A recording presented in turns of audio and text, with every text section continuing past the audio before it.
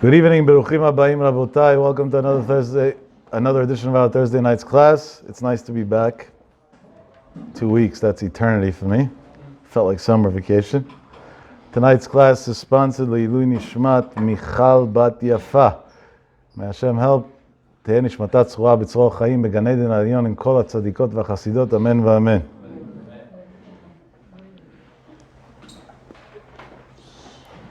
So, Sfirat HaOmer we didn't really speak about much. Matan Torah is in another week we also didn't speak about much. The parasha gets confusing between Israel and America. We're on different weeks of the parasha, so I'm after being in Israel for 10 days, I'm one parasha ahead. So we're going to try and blend all three in something that's an umbrella subject. If one was asked by God, pick one thing in the world that you want, but you can only pick one. So the truth is, Chazal talk about it. David HaMelech was asked that question. So David HaMelech, which was on a very high level, said, "Achad sha'alti me'et Hashem ota avakesh, shifti beveit Hashem kol yimei chayai." He wants to be able to sit in the house of God. But to expect a youngster in today's generation to be on such a high spiritual level that that's the first thing that comes to his mind, halavai, Bezrat Hashem, we should all get to that. But there's a long path of growth to get to that response. So the normal response of most healthy functioning human beings would be, if there's one thing we could pick in life, I just want to be happy. And it's for a very simple reason. You might think, wait a second, isn't health more important? If you're healthy, but you're depressed, so what's your health worth? You live a worthless life. If you're not so healthy, but at least you're happy, at least whatever life you do have left is worth something. There's something left to it. That means the number one thing that the whole world's been chasing from the day of inception until today is the seek of joy, the seek of happiness. And if you look by the Goyim Avdil on TED Talks and all these other type of places, the number one subject spoken about is happiness. That's what sells. It's an unbelievable thing. And it's funny how trends throughout the years, if you see historically, changed. It's an amazing thing. And even I'm very young. In the 20 years that I'm speaking, I see the difference. 20 years ago, if you wanted to fill up a speech, then you titled the speech something to do with reincarnations, UFOs, souls, like weird stuff, whatever, anything, something odd like that.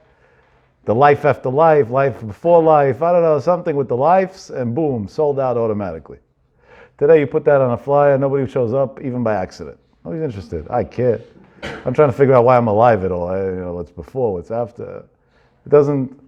Then the trend went into Torah codes and the future and predictions, and thank God we got over that joke, because most of it was nonsense anyway, the way it was being presented. It was just people with agendas that were taking advantage of others. I'm not saying all, there was one credible source, but beyond that, the rest was nonsense. And that was the next trend. I'm talking about, so I've been doing the speaking tour for 20 years. So 20 years ago was life and death, about 17 years ago was that. Then about 15 years ago, I went into Israel. That was the hot subject. Anything to do with Israel.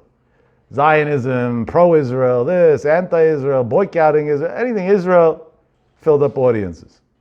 Today, unfortunately and sadly, it pains me to say, most of the American Jewry is not pro-Israel, and not only that, if anything, you put up a class that you're against Israel, they'll show up. But otherwise, you're wasting your time. That's not a subject that they care about either. Israel can have 700 rockets landing on it, and it doesn't even make the news in the US. Like, that's how little people care today. And as time went by, it kept on changing. Then, one of the hot topics about 10 years ago was finance. Post-financial crisis, people wanted to know if there's like some sort of mystical hooji-wooji trick to become rich. That was another subject that was very hot for a while. Then it turned into love. Love and relationships. I went through like 5 years of that the only thing you could speak about anywhere was relationships and love. That's all people wanted to hear about. I never understood why they want to hear about it when statistically the overall percentage rate in the US is 96% failure. It's kind of morbid to talk about such a failing subject, but maybe that's why people thought, let me figure out if there's a way that I could beat the odds. And now we came to a new era in the past few years, and I call it the Prozac era. And that's, everybody wants to know, is there any hope? Is there a way that I could be happy? Because there's nothing left. The political system bankrupted itself. the financial system did extremely well lately, but that bankrupted people more, because years ago we blamed it on, I don't have money, that's why I'm not happy. But when I'll start making money, I'll be happy. But now we're all making money, thank God, and we're still not happy. So that didn't work out so well. And many other things along the way that we told ourselves, I'll grow up, I'll graduate college, I'll pass my test, I'll do this, I'll do that, and all that didn't work. And then the world hit the millennial age, the bankrupt kids that are looking for a way to be happy. And that brought the opiate pandemic and many other troubles that we have, and which are all escapes. And we addressed this subject on different occasions. Tonight we're going to address it in a completely different outlook, totally out of the box. But I think it might be beneficial. I did do a social experiment while I was in Israel on the subject, and it was phenomenally successful, to the point that I was invited back to speak in a bunch of the universities there. And when they called me to ask me to speak, so I said, what do you need me for? Just whatever, I'll email you to class or whatever. And they were like, no, we want you to come and say the same thing word for word. Then I figured out they don't want that. They want the Q&A afterwards to be able to challenge you on it. But listen, if there's a demand even in the secular world, then obviously it's something that's accepted and kind of makes sense. But again, it's out of the box. But we will build a basis, which is a basis that we've spoken about in the past under this context. One of the guaranteed formulas, now I don't know if this is long-term, short-term, but definitely short-term, for one to feel satisfied or happy, is if somebody has something that he's lacking, especially if it's something emotional, a void of some sort, and that void gets filled. So depending how real the void was and how real the filling was, is how long it'll last, but at least a minute, there'll be some sort of sense of pleasure out of that. And a pleasure that normally is an emotional pleasure, beyond the physical pleasure, which others will call happiness. For example, if a child wants a new, I don't know what, Lego set, and his mom says, what, $100 on Lego? Are you crazy? And then 2 days later, she's like, whatever, it's my kid. I'm not going to spend $100 on him. She goes, she buys it for him. First couple of days, he's a happy kid. He might even go to bed on time for a change. You know, he may get away with a few things. Why? Because in a child's mind, that was his void, and now we filled that void. In Hebrew, we say, milui hacheser, when you feel something that's empty, brings you a certain happiness, gives you a certain pleasure in life. And this is a rule straight across the board. Unfortunately, most of the things that we think we're missing are things that we shouldn't have in the first place, and we're better off without, aka a larger social media presence or a bigger Instagram following or whatever else. That definitely doesn't bring any happiness in life. But people imagine all those things. And what we fill them with, those examples that I gave, also won't bring any happiness. Because if your happiness depends on how many likes you got on the picture you posted an hour ago, you're kind of doomed. And if you want, I have a solution for you. There's Indian companies that for a few dollars will generate you a whole bunch of fake followers and likes. And YouTube views also on your videos that you post. So that's the virtual world and the virtual happiness, which also got the world nowhere and kind of bankrupted the world completely, because that was the next hope. And when the trend of the next hope fell apart as well, so what's next? So I went on a little seek, and I said, what can we find within us that is not dependent on others, that I can do for myself? Instead of me needing a drink to feel distracted, or a drug to mess my brain and life up with, or some sort of hobby to distract myself with, is there something within me that can actually be the void and the filling to the void? And at that point, I get two for the price of one, and it's all free. And I think I came up with a formula. And I think it's very simple. And the simplest things in life are actually the ones that are most true. That's a rule straight across the board. And I'm going to break it down as we usually do, with as many stories as I can stick in. There was a great rabbi, he was a master and a leader. He was nicknamed the Sar Shalom of Belz. He was one of the previous Belzer Rebbe. Zecher Tzadik Livracha Zchuto Yagen Aleinu. Once, a gentleman came into the Rebbe and told him a very painful story. He said, and he's an extremely impoverished Jew, we should never know, and he came to the town that the Rebbe lived in to knock on doors and request funds. People should help him out in this terrible situation. In Belz, they were known for their generosity and their great eye. Like most Hasidic Jews, they're big Baalei Tzedakah. It's unbelievable, a lot to learn from. And I have to say this, even though I was hoping not to hold it in. Today, the Israeli government decided that they're going to go to elections again. Because they, I guess, don't have what to do with their time and money. That's my only assessment of that. So there is a gentleman in Israel who says he's Jewish. Honestly, I hope he's not. Named Avigdor Lieberman, who caused this whole mess. And this gentleman's agenda, I actually wasted painfully 31 minutes of my life today because rabbis in Israel asked me to do so because I'm on a team that formulates responses for things. Speaking about what parasites the Orthodox Jews are and how they don't pay taxes and how they don't serve in the military and they don't do anything for the country and they don't. So there's a long written response that I don't believe the newspapers are going to publish tomorrow, but we submitted it and let's see if they respond, to prove this imbecile's ignorance. I'm not talking about religious faith, on a religious level, on a secular level, as an anti-religious Jew. He's just ignorant. He never cared to find out simple statistical facts. Number one, out of the 16 seats that the Orthodox Jewry is holding in the Knesset today, it just so happens to be that the vast majority of them did serve in the military in one way or the other, whether it's Shirut Leumi, Hatzalah, Mada, or many other things. Number two, when it comes to the contribution to the country of Israel and to the state of Israel as a Jewish state, if we view it that way, which I'm not sure he does, but at least officially the founding fathers of the state viewed it that way. Let's go through the list of all the organizations in Israel that are the largest organizations that provide services for people. Yad Sarah, the organization that loans the most medical equipment in the whole state of Israel, owned and ran by Orthodox Jews, sponsored and paid for by Orthodox Jews. Yad Eliezer, the largest food distribution place in Israel, owned and ran by Orthodox Jews, paid for some of us in this room. And like this week, I can go on list of Hatzalah Yisrael is bigger than Mada today. They're already outdoing the government ambulance system. All free, all volunteers, thousands of volunteers, no day, no night, doing everything. Not only for Jews, for all people. We believe in saving life because we have regard and respect for human life.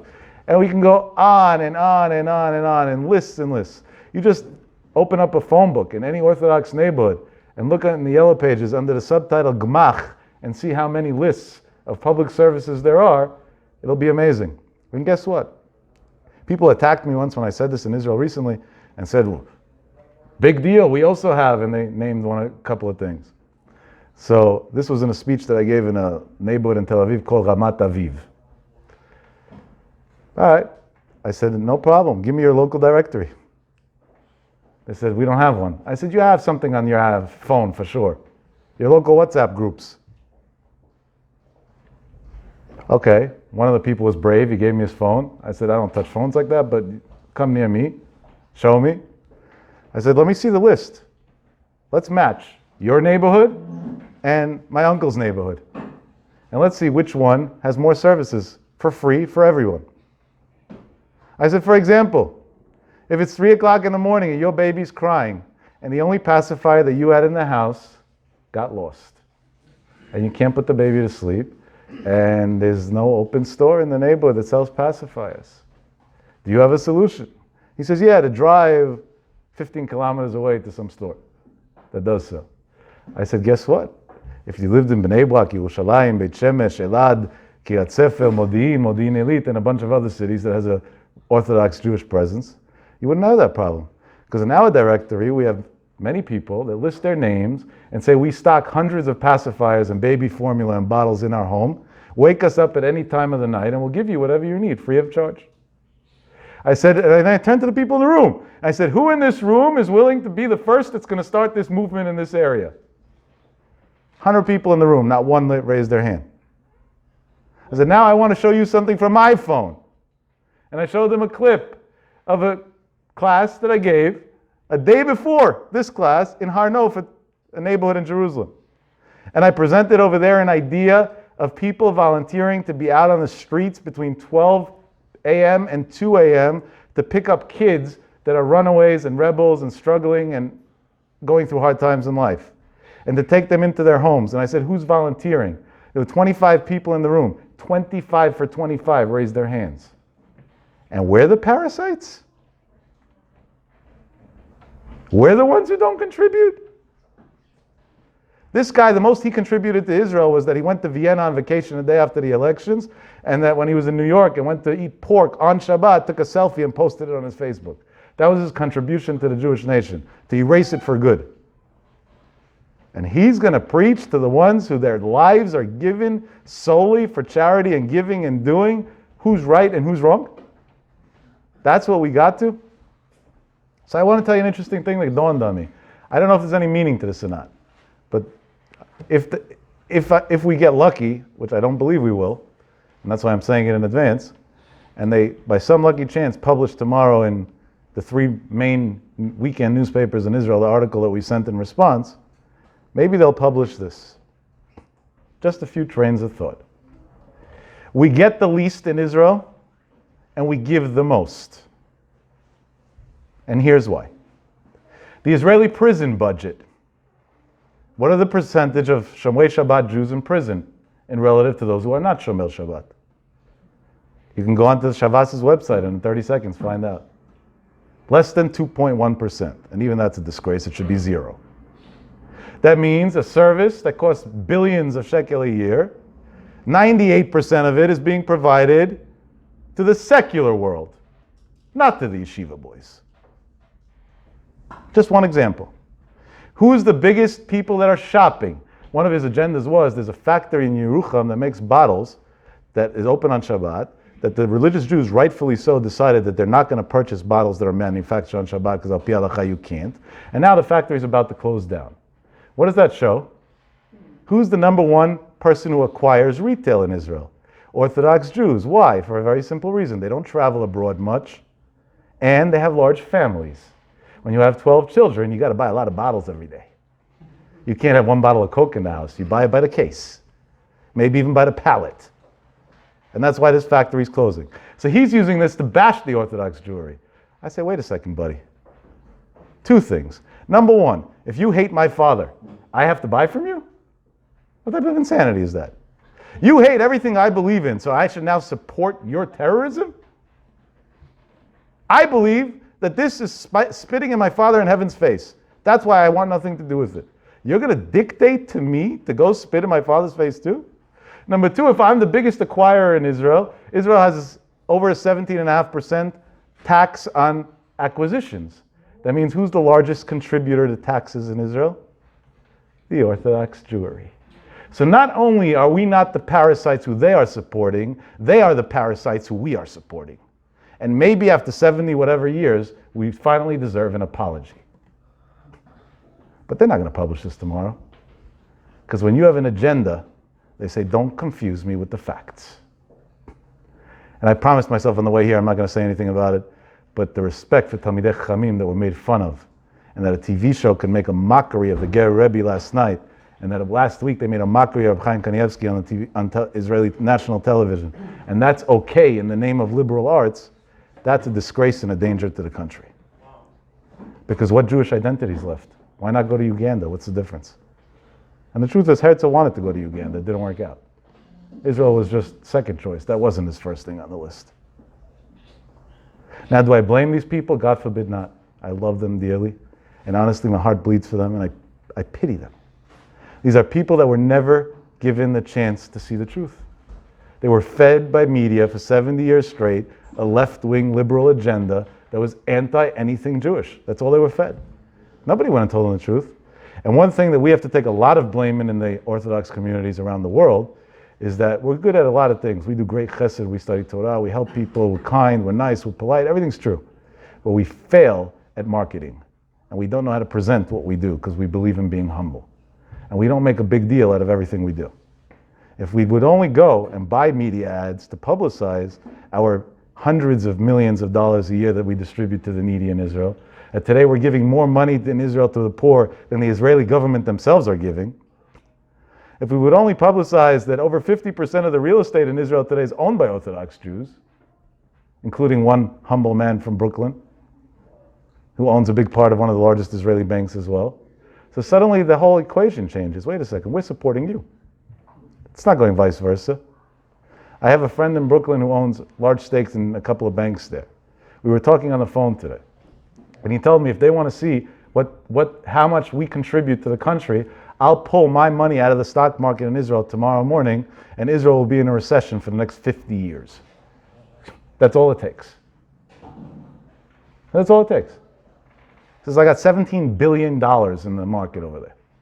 I pull $17 billion out of the Israeli stock market, there is no stock market, it's over. Everything collapses. And we're the parasites? Besides, there's one thing that I and the Meretz Party, which is the left-wing anti-religious party, have in common.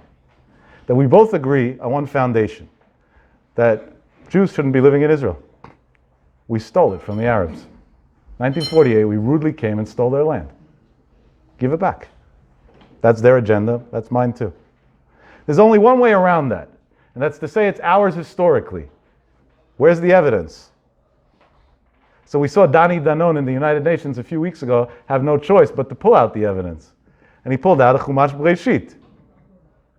So I have a very simple question to anybody who resides in Israel and says he's an Israeli. If that's your case of not giving the land back, and when I say giving the land back, I don't mean the settlements. I mean we should start from Tel Aviv, because the land is the land. We don't discriminate, right? We're officially liberal. So then why did the Torah end after Chumash Bereshit? What, Shmot is not part of the Torah anymore? Where it says, Zachor et Yom HaShabbat Lekadsho, that's not part of the Torah anymore? And if that's not the case, so give it back. They're right. And who writes that? Rashi, 900 and something years ago. He quotes a Chazal, Amar B'Yitzchak, there's going to be a day that they're going to say, Listimatem, you stole the land from us.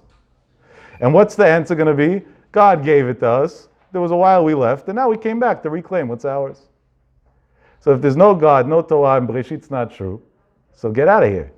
And if there is, so who's holding the only justification for the whole country at all? Those who still observe the Torah. So you're piggybacking on yeshiva boys for 70-something years, and you're spitting in their face? There's only one thing in the world that God says he hates, and that's a kfui tova. Somebody who doesn't have gratitude, is not grateful for the things that he's given. That's my response to Avigdor Lieberman, who doesn't even deserve a response. But in a lot more detail and in length, combined with many of my colleagues in Israel, we sent this response to all the media. Let's see if even one will carry it. I wonder. But now here's an interesting coincidence. When's the election going to be now? I don't know if you saw on the news today. September 17th. You saw that? You know what that is in a Hebrew date? Yud Zayin Elul. We're Jews. Happens to be that this year Elul and the English date, the numbers are the same. Yud Zayin Elul, 80 years ago exactly, what began? The Holocaust. And that's God sending a message. Al tigu bimshichai. Don't touch those who are holy to me, because they're what's keeping you alive. As we quoted many times in the Ma'aril Midiskin, Eineni yodea mi machzik et mina. God forbid nobody should take this wrong. I'm not predicting a doomsday. I actually think Israel will be prosperous and successful and happy. And believe it or not, I'm not talking about the majority of the Israelis. This is a minor fraction that you can barely find. The vast majority of Israelis today, including all their celebrities and everything, are all on the trend of the love for Torah and going to shiurim. And you see that the Eurovision, a wonderful group called Shalva, decides to change all the laws and not be a prime candidate to represent Israel. Thankfully, came in last place because of their disgrace of Shabbat, just because they wanted to keep Shabbat, and not all of them keep Shabbat, just a small fraction. A gentleman like Omer Adam turns down €1 million for a performance, just not to have sound guys prepare his microphones on Shabbat, and so many others that are going in this trend. And this is a celebrity trend, not straight across the board, but in the vast majority. And we know in today's world what celebrities do, everybody does. So yeah, when Omer Adam posts on his Instagram, and I'm not his fan or whatever, there's not a marketing for him, nobody should take it the wrong way. I don't know what his songs are about. Somebody told me it's better off that I shouldn't know. But one way or the other, when he posts on his Instagram in the morning a picture of himself putting on tefillin, and he writes on the bottom, and I don't, somebody just sent me a screenshot, that's why I saw it, and he writes on the bottom of it, Hashem Shomer Yisrael. You know what that causes? That a bunch of 16-year-old kids in high school that day suddenly put on tefillin because now it's cool. It's an amazing thing. And that's Hashem's humor. He says, you're going to fight me, I'm going to use your own media, I'm going to use your own methods, your own celebrities, your own stars against you. Because I want my kids back one way or the other. And whatever it takes, I'm going to get them back. It's an amazing thing what's going on. It's an interesting thing. But in life there is such a concept, Yitro, the reason why he suffered as much as he suffered, and others, Yov for sure, the reason why he suffered as much as he suffered, which Yov was the ultimate suffering in the world, was because there was a point that they disgraced Jews and the Torah and God, and he didn't say something against it. Even though my words tonight probably won't help and make any difference, but at least I did mine, in the sense of I cared enough to actually realize the problem, identify it, and address it. If any of you happen to have been in Israel Lag BaOmer season and got there early, a week early, then the Thursday night before Lag BaOmer, meaning a week before, also I wasn't here that night, there was an interesting thing that we did. Or some Jews did, many Jews did in Israel. Close to 500,000 Jews in Israel, at midnight, instead of sleeping or preparing for Shabbat, were in synagogues reading Tehillim and saying Slichot.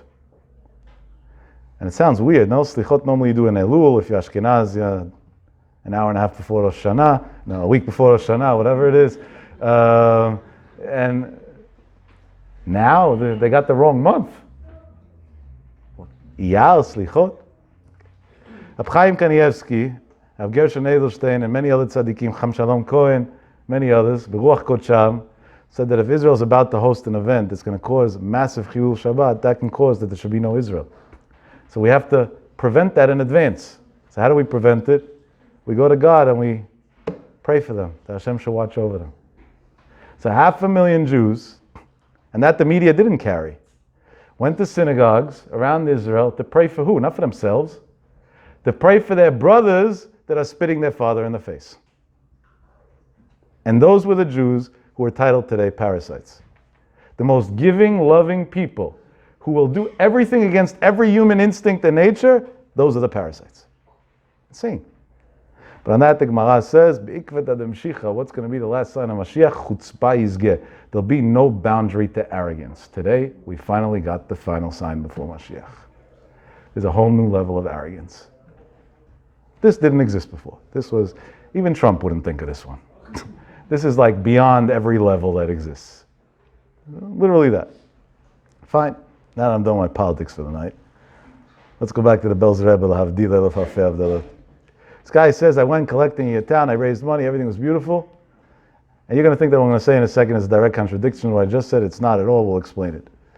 And I came back to the hotel. I stayed in the hotel. I left to pray Shacharit. When I came back from Shacharit to get my money and my stuff and to leave to go back to my hometown, my money was stolen. This is what he tells the Rebbe. Rebbe, it's an inside job. The Goyim that live in the town didn't know I raised money, didn't know where I was staying. It has to be one of your guys that stole my money. And he's crying to the Rebbe, what am I going to do? I can't go back to people to ask again. Nobody's going to give me. It looks funny. I also don't want to tell him what happened. I don't want to embarrass the whole community. What do I do? And the Rebbe told him, I'll get you back your money. Don't worry about it. He said, okay. He said, but it's going to take another 3 days. So stay here 3 more days. 3 days, come back. I'll give you back your money.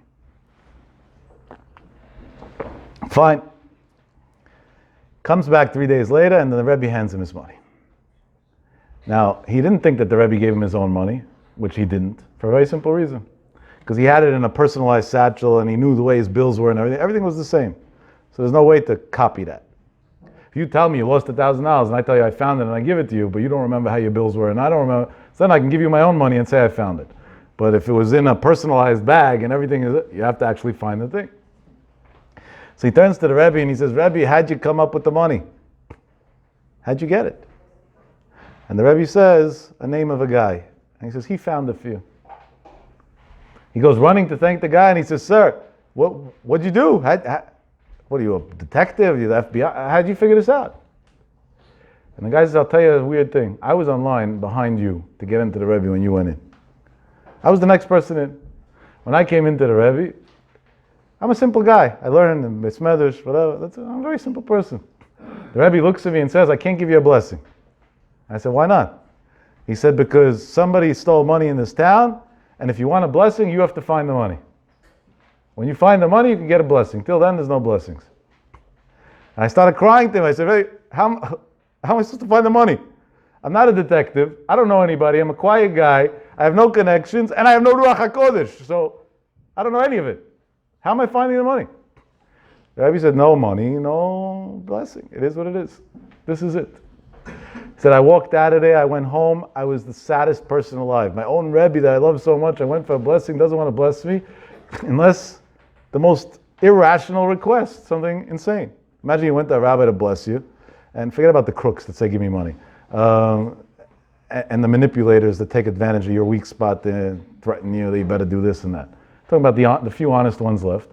And you go into him and he tells you, I'll give you money, no problem, but you have to climb Mount Everest 4 times in one day.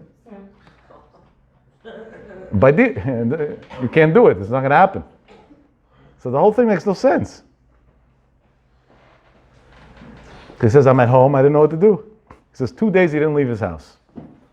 Because after 2 days, his wife told him, buddy, blessing, no blessing. Either go back to the Rebbe and work it out with him, or figure something out. He says, I'm embarrassed to go back to the Rebbe. If he said to do it, that means he believes I could do it. What is he thinking in me that I don't see in myself? What am I missing? He wouldn't say it for no reason. So what does he see in me that I don't see? So his wife said, I don't know. So he said, okay, I'm going to go to shul to pray. Maybe Hashem will give me what he means. He walks into shul and he sees over there a guy. This person that he sees over there is one of the known tzaddikim in Belz. Guy without a position, not a job, nothing, a humble man, but a very holy, righteous man. And he says he got an idea. He invites the gentleman to his house for lunch. And the gentleman comes over, they serve him lunch, and then he locks the door behind him and he tells him, you're not getting out of my house until you tell me who stole the money. You have Ruach HaKodesh. That's what he says. The guy tells him, how am I supposed to know? No. He says, you want to get out of the house? Good luck. This is it. He used the Rebbe's tactic in a more mafia way on this guy. He forwarded it. He did a fast forward. Okay. After a few minutes, the guy realized he's not getting out of the house. This is not a joke. So he tells him, so-and-so stole the money. Go to him, he'll give it to you. He goes to the guy. He tells him, you stole money from a Jew. You're not embarrassed. Give it back. And the guy realized he was caught. He right away says, I'm sorry. Yeah. He gives him back the money. The guy goes to the Rebbe and brings him the money. That's how the Rebbe had the money. And then this gentleman tells this poor man that just got his money back, the Rebbe asked me when I brought him back the money, how'd you get the money? And I told him what I did. And the Rebbe smiled. And then he told me, call that guy that you locked into your house. I want to know how he knew. He called him. And he says, how'd you know? So he says, Rabbi, it doesn't make a difference. He says, it does make a difference. I asked you, I'm the rabbi here, you have to answer me. How'd you know? He says, I'll tell you how. He says, I was waiting online by you one day, and I saw this guy online. And he wrote a piece of paper with his name and his mother's name for a blessing from you. And when I saw his paper, I saw through the letters, there's a way through Kabbalah that you could see through people's letters, not graphology, that he's a thief. That he's a person who steals money. So when I heard a Jew stole money, I knew right away it was him. And the Rebbe smiles at him and tells him, no, and I read the paper, and I didn't know. So how could it be? Officially, I'm holier than you. I should know more than you. I read the paper, I didn't know. You saw the paper, you did know. What's the answer? And the guy's quiet, he doesn't want to tell it. The Rebbe says, let me tell you the answer. I also used to know how to do that. And when somebody came into me, I used to see him straight through everything he did his whole life down to the last detail. He said, but everybody has sins.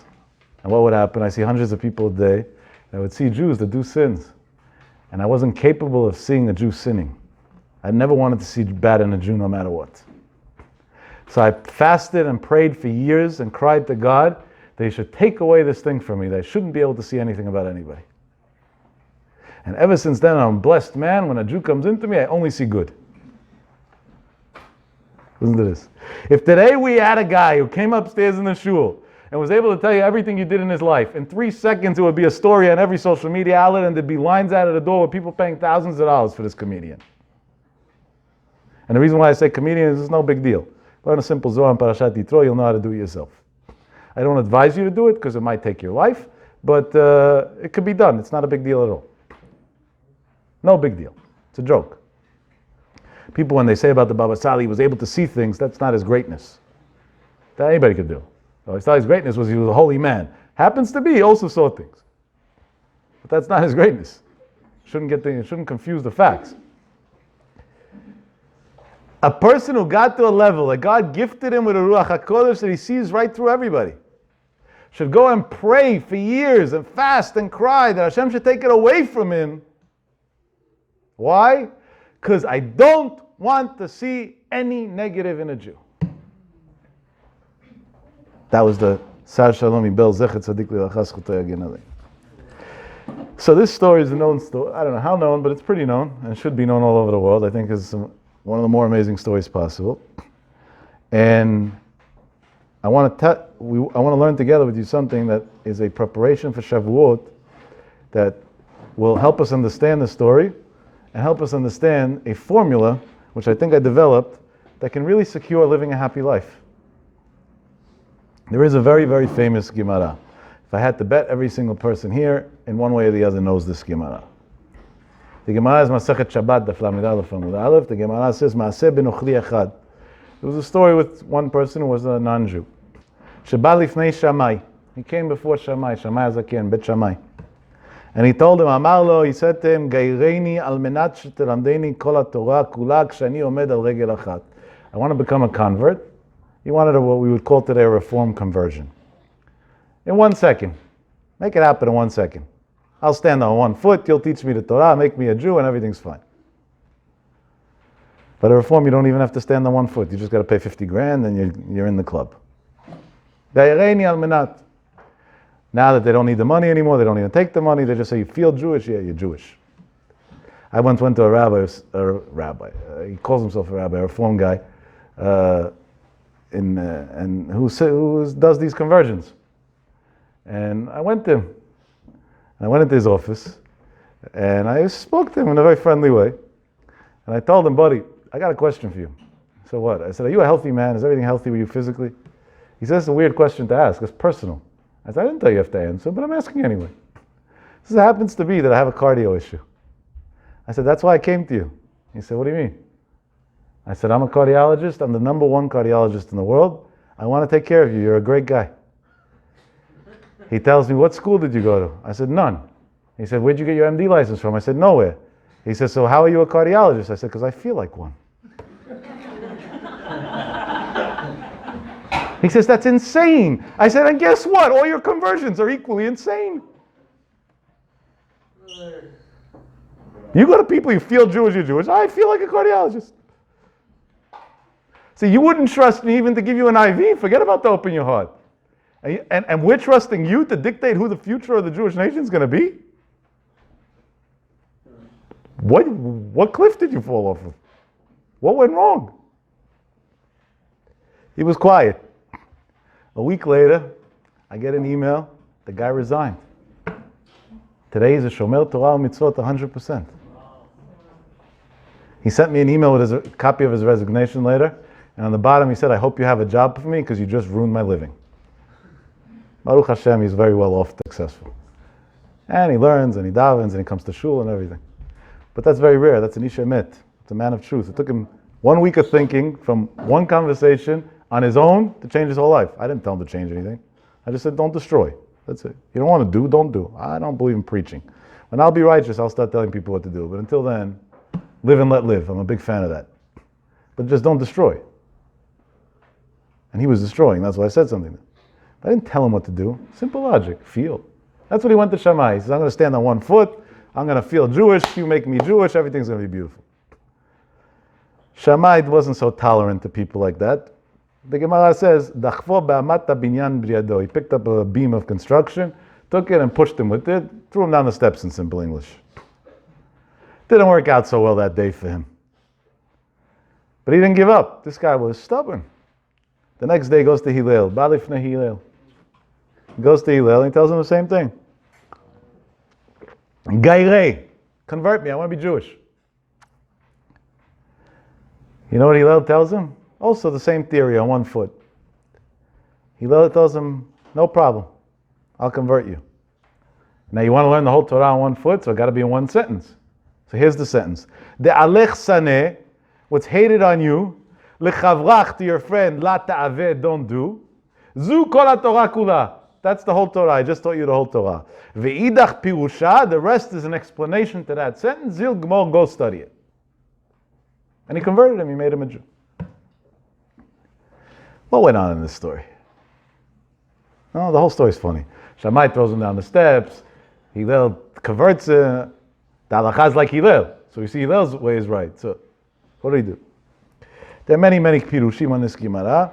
Amongst them, there's a pirush that the Maharsha over there hints to, and the Maharal elaborates on even more in Chidushei Agadot. That goes like this. When Moshe Rabbeinu came down with the luchot, with the tablets, there were two sides to it, 5 and 5. One side was mitzvot shebein adam lamakom, the mitzvot between man and God, and the other side was the mitzvot shebein adam lachavero, the good deeds between man and man. On one side it said, for example, Zachor et Yom HaShabbat l'kadsho, that's a mitzvah between you and God. And on the other side it said, Lo tignov, don't steal. It's a mitzvah between man and man. It's an unethical thing to do. This goy came to Hillel and Shammai and said, Lamdeini kol haTorah kula al regel achat. I want to be Jewish. I want to keep, but I only want to keep the mitzvot shebein adam lachavero. In Hebrew, there's a known thing. The Israelis a lot of times tell it to me. Ma ata rotze mimeni? Ani Yehudi tov. What do you want from me? I'm a good Jew. Ani Yehudi balev. I'm a Jew in my heart. That's why they have so many heart attacks there. Their whole Judaism is inside it. The heart can't deal with it. It collapses. Ani lo gonev. I don't steal. Ani lo noef. I don't cheat. Ani mchayech lanashim. Ani torem lamdina. I give to the country. I smile to people. Ani adam tov. I'm a good person. I said, I always tell them the same answer. Ata adam tov gam bli zeh. You're a good person without it. Ata stam adam tov. Every adam is good. If Hashem created you, you're good. That's it, period. But I want to tell you something. Guess what? I want to show you something. I take out my phone. I have a little picture of a donkey on my phone. And I tell him, you see this thing over here? הוא לא גונב, הוא לא נואף, הוא לא מפריע לאף אחד. People get rides on him, הוא תורם לחברה. Everything. I said, go live in the Gan Chayot. Is there anything wrong with that? You could counterattack if you disagree. I think the parallel was precise. Now let me tell you more. The donkey doesn't need a doctor most of the time. You need surgeons. You cost the government money. The donkey doesn't. So if anything, he's a better person than you. In Hebrew, it's called ata netel ala chevra. You're a pain in the neck and an expense for society, and he's not. And that's why there's a whole movement to let the animals live, because these people believe animals are better than us, and therefore we have to, they come first. In America, we used to say ladies first. Today we say dogs first. Man's best friend. Between man, there's no loyalty. But dogs are loyal, so they come first. I have an acquaintance, I'm embarrassed that I'm acquainted with people like this, who's a non-Jew, German non-Jew. I'm acquainted with him through business. He's in his high 80s, never had children, billionaire. And when he dies, he's leaving all his money as an inheritance for a foundation that's going to figure out ways to better the quality of lives of dogs. This is literal. You're going to see it in the news. He's very ill now. His life is limited. I once asked him why. He said, because many people betrayed me in life. A dog never betrayed me. So that's my thank you to the dogs that never betrayed you. I said, maybe you should give your money to build walls. Walls never betrayed you either. And he's a sharp guy, and he answers me, walls did betray me. Many buildings I built, I lost money on. No, I'm not going to give my money to that. So this guy is so sick that he feels betrayed even by walls. Thank God we made money together, so. But that's who we're holding. I wish I was joking, I wish I was in the comedy business. Unfortunately, this is the reality of the elite of the business people. Here's what he's giving his money to make the life of dogs better. Bill Gates is doing toilets, he's doing dogs. Each one is doing I don't know which one's better at this point. Each one with his sickness. Amazing thing. Amazing thing. So that's what the Goy told Hillel. The Goy told Hillel, I agree with you. I want to keep the Torah, but only the parts between man and man. That I understand. Man and God, He doesn't need me, I don't need him. We'll leave it alone. Hillel realized to argue with him was a waste of time. Years ago, people were still intellects and that, we argued with them, but a lot of people, they don't have enough brains to even understand. I don't believe in the Torah. Do you know the whole Torah by heart? No, so how can you not believe in what you don't know? You're a fool. Next. You don't answer people like that, it's just a waste of time. And the best answer to anybody who tells you they don't believe in God or don't believe in the Torah is just tell them, I don't believe, you don't believe. And with that, you end the conversation. You don't believe? I don't believe that you don't believe. And my favorite one is, everybody with his truth. In Hebrew it sounds better. Kol echad v'emet shelo. Somebody told this to me in a hotel. She's already a Shomeret Shabbat, Baruch Hashem, and that I was staying in Jerusalem, in the Waldorf Astoria. I give them a plug because they took good care of me. And I come out of the hotel one day, and I needed my car, and then it was a hot day, I needed cold water, this, that. And there was some security girl who worked there. I asked her, in 3 seconds she arranged anything. I wanted to give her a tip. She said, you tipped me yesterday, I don't want money. For somebody not to take money, that's their work off of tips. I was impressed. The Gemara teaches us that if somebody has good character traits, that's who you want to catch, right? Rachel married Rabbi Akiva because they had good character traits. I said, if this person has such dignity and such nice character traits, so if she did it for the tip, fine, but she wouldn't take the money. So she didn't do it for that. That means there's good midot over there. So this is somebody I got to catch. So when I came back to the hotel to park my car, she was still on shift. So I went to her and I told her, I heard between the grapevines that you're a big tzaddiket. She tells me back in Hebrew, far from it. I said, I disagree. That's not what I heard. She said, who told you? I said, my instincts. And I live and die by my instincts. Because that's all I got in life. That's what God gave me. That's the most pure thing that I have. So why? I said, look at your character traits. They're flawless. It's unreal. So if I would have your job, I'd probably take my gun out and shoot somebody by 9:30 in the morning. People come, they block the parking, they make a mess, they make this, they make you crazy. Nobody says thank you, nobody says good morning. And you smile to everybody and help everybody. And you're not even doing it for the money. People come to give you money, you say no. I said, you have unbelievable character traits. You're in a different world. She smiled shyly and she said, thank you for the compliment. She said, I'm sure you have good character traits too. I said, you don't know me.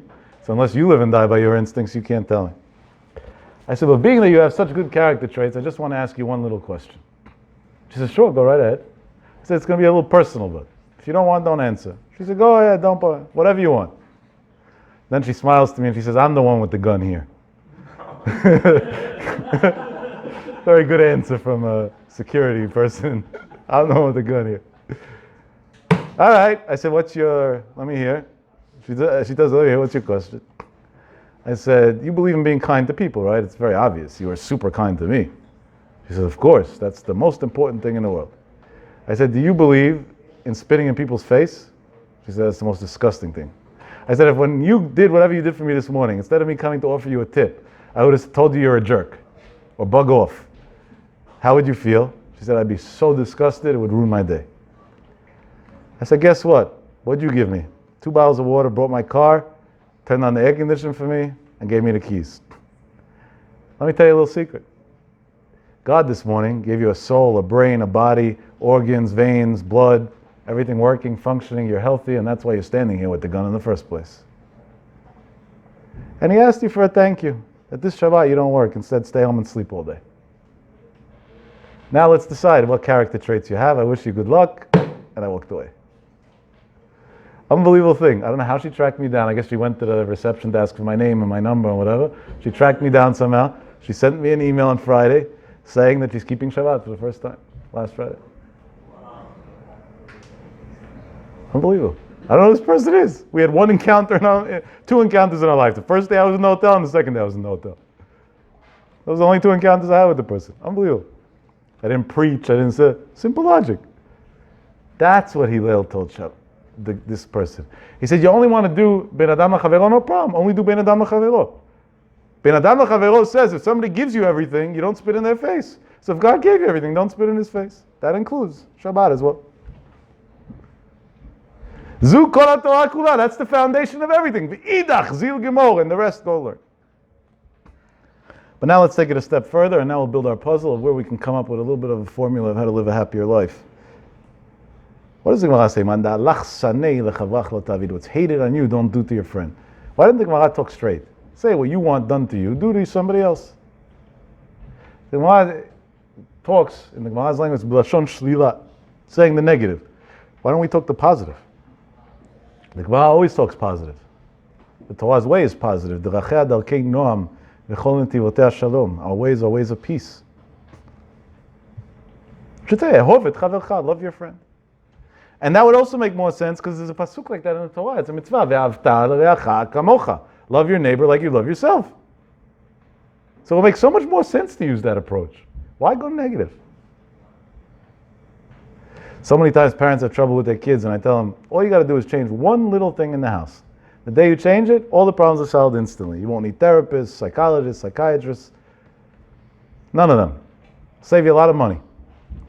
Instead of going to your kid and saying, why aren't you listening to me? Go to your kid and say, what incentive can I give you that you should listen to me?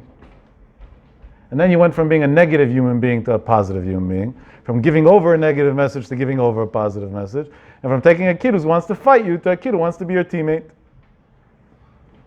So Kal V'chomer, the Gemara should have done that in such a crucial moment.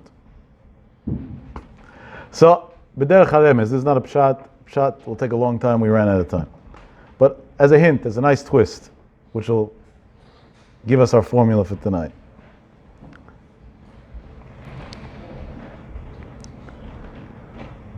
What did it say?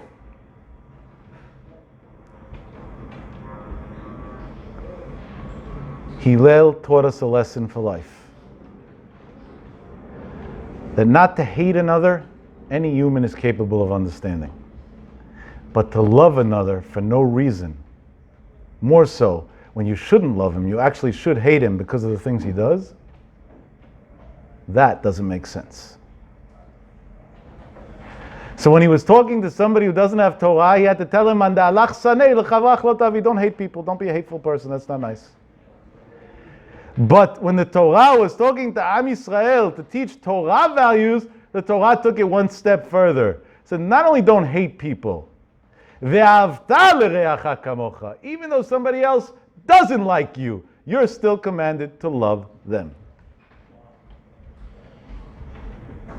That a goy can't understand. That makes no sense. What? He punched me and I should hug him? What type of crazy thing is that? And that's what the Torah says.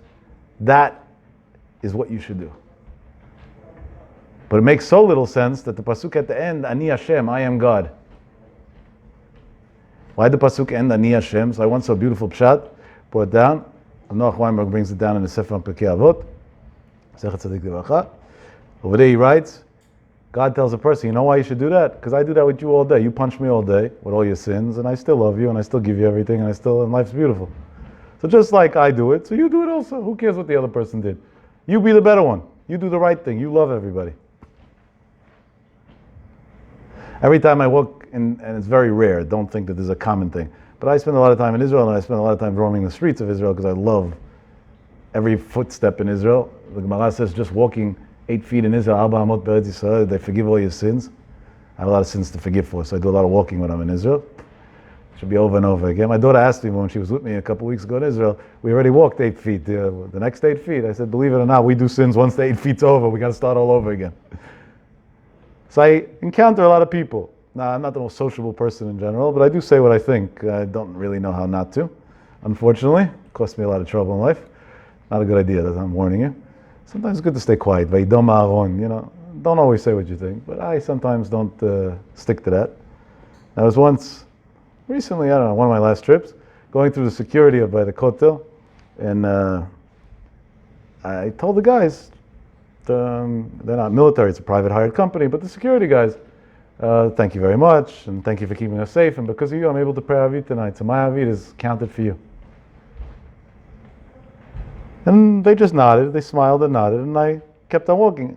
But I was walking slowly because I was a little distracted.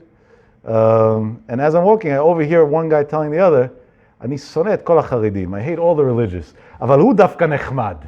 He happens to be sweet. Then I couldn't control myself already. So I told them, I turned around, I walked back to them, and I told them, oops, shamati.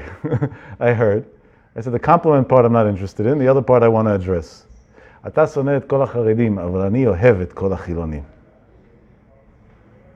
You might hate all the Orthodox, but I love all the secular. I said, and I'll explain you why. Because you don't understand Ani Hashem. You don't understand the concept of love somebody for no reason. So I don't blame you. I would also hate them. They give you a pain in the neck. They cause you trouble. On Shabbat, they don't want to go through the metal detector. During the week, this, during that. They come in carriages. They make your job 10 times as hard. I would also hate that. I agree with you. I understand where you're coming from. But maybe one day you want to learn about this Ani Hashem idea. There's a way to love people even if they're different. And even if they're the opposite extreme of what you think the people should be and should do. I said, you know what you'll gain? Right now you're a miserable soul. The day you accomplish that, you'll be a happy person. You want to pave a road to happiness in life? It doesn't cost money. It doesn't cost anything. It costs a decision inside. Instead of seeing negative in others, I'm going to look to find the positive in others.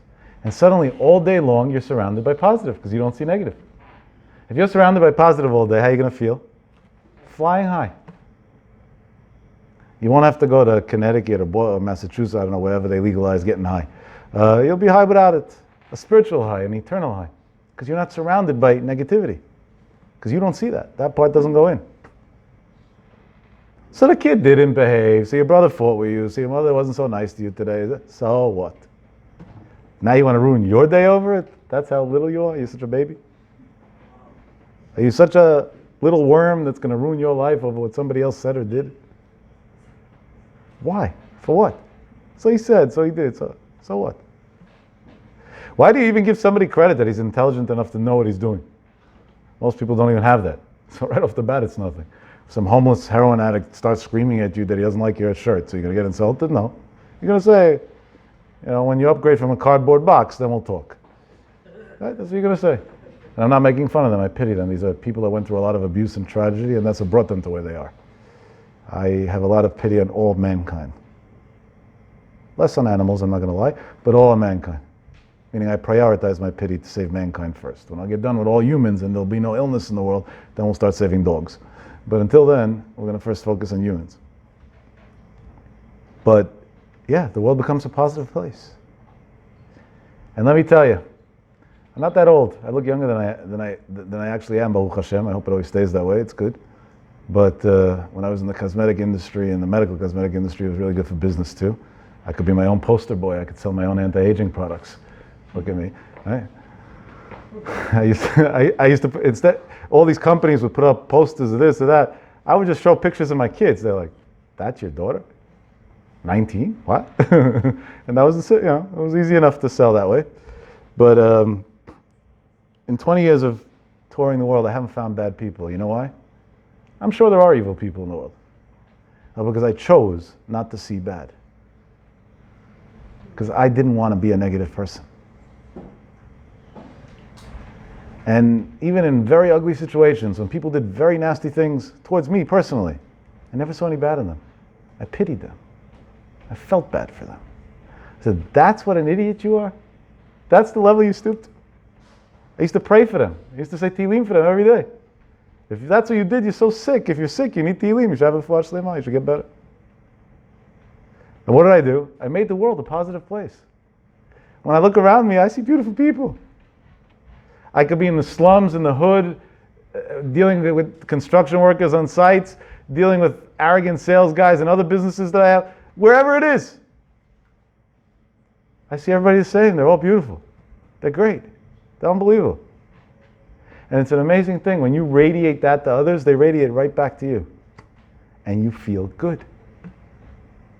There's a reason to live. You wake up feeling good. You continue your day feeling good. Everything feels good. And they didn't change.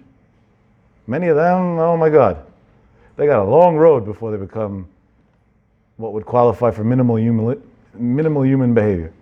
But I changed my way of adapting to it. Instead of getting upset over it, I suddenly accepted it. I said, all right, everybody goes through what they go through and don't judge anybody. And I got to end off with a story because this one's a real grand slam. Well, I think most of tonight's are pretty good, but this is not with me, so there's a real grand slam.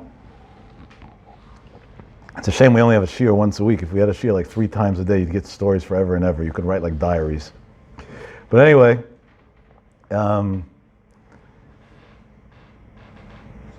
There was a boy who happened to know. I happened to know because I cared to find out after I heard the story. Because I don't say over stories unless I know that every detail is 1,000,000% verified. And he was at the dating age. He was 23. And he was from a more, not Hasidic, it's called Haimish, whatever, somewhere in the middle sector of Orthodox Judaism. And over there, they normally get married when they're like 18, 19. So 23 is already old for them. I think 23 is a baby who didn't start his life yet, but whatever. By him, it was a pressure. And he used to get a lot of dates. He had a very good name in yeshiva. But in the yeshiva world in Israel, in the US we do it differently, but in Israel, a blind date is literally a blind date. When you go out with a girl, you don't know what the girl looks like before you meet her, and the girl doesn't know what you look. There's no picture exchanging or FaceTiming, or nothing. You show up to a designated location, and you meet the person, and now you're either in for a pleasant surprise or a horrific one, but that's what's going to be. So he would get many dates with many nice families, great girls, and it never got past the first date. Because every time a girl would see him, she didn't like the way he looked so much, for a very, very technical reason. He had a very large scar on his cheek. It looked ugly, simple as that. And one day he went to Reb Chaim Kanievsky, Slita, Hashem should send him a long life. And he told him he doesn't know what to do. Like this, he's never going to get married. He's 23 already and that, and he wants to get married. He says, Rabbi, what's it my fault that I have a scar? It's not my fault. Reb Chaim normally doesn't say anything. He just answers bua and that's it. This boy answered. He felt his pain. He told him, let me tell you what to do. Let me tell you what to do. The next time you go out with a girl, when you sit down, before you even tell her good evening, the first thing you say is, you'll excuse me, but before we exchange even any words, I'd like to explain to you where my scar came from. And tell her however it happened. And then continue the conversation. So he tells Reb Chaim, but I don't feel comfortable doing that, this, that. He says, otherwise the whole time she's going to be wondering, and this, it doesn't make any sense. Like this, she'll know what it is. She'll know if she can handle it or not. If it bothers her or not. Chaim's the Gdol Hador, he says something, you do it. A few days later, he gets a date, he goes out with a girl. Meet her in the Ramada Hotel in Jerusalem, in the lobby. He sits down, she sits down, and not even hello, and he says, I want to tell you where the scar... She feels very uncomfortable, because obviously he thought she looked, and she thought he saw her looking, so it's like an awkward moment. And he says, no, it has nothing to do with you. It's the Gdol Hador. Chaim Kanievsky told me that whenever I go out with a girl, I should tell her right away where my scar came from. So at that point, what's she going to say? Don't tell me. So she said, okay, tell me. So I'll tell you what happened. When I was 17, it was Sukkot, Chol HaMoed Sukkot, after Birkat Kohanim. I was walking through Shar Shechem to go back to get a train, a Kevet Kala, whatever, in Jerusalem, to go back to my house. And as I was walking through, over there in Shar Shechem, I saw an Arab guy come out of a store and start chasing a young Jewish girl. And the Jewish girl was like, didn't know what to do. And this guy looked like he had all the blood in his eyes and he had a knife in his hands. And I saw it could end very ugly. So I decided to be a hero and try and save her from this Arab. And I chased the Arab guy and I caught up with him and I knocked him down on the floor and we had a big battle. The girl got to safety. In the meantime, the army came. But while me and this Arab guy were having a fight, he succeeded to slice my face with the knife. And by the way, this is a story that you can find online. This part of it, it was all over the media then when it happened. It didn't happen that many years ago. And that's why I have a scar. You know, they fixed me up, thank God. My life wasn't, didn't hit my throat or anything, but I have a scar from that story. And as he's saying the story, the girl's turning paler and paler and paler and paler, and she starts crying. And she picks up her head and she says, Mazel Tov, we're engaged. And he's like, I don't know your name. What do you mean we're engaged? And she says, I was the girl. And to every other girl in the world, that scar is going to be the most ugly thing in the world, and every girl is going to tell you no. To me, that scar is the most beautiful thing I can possibly find on this world. Because that scar is what saved my life. That's why I'm here. Look at the Ruach HaKodesh Reb Chaim to tell him it's an unbelievable story on many, many fronts. When you go out to work tomorrow morning, every person you interact with can either be an ugly scar or it could be a beautiful thing that's going to make you a happier person, leading and building a happier life. It's great to see you all.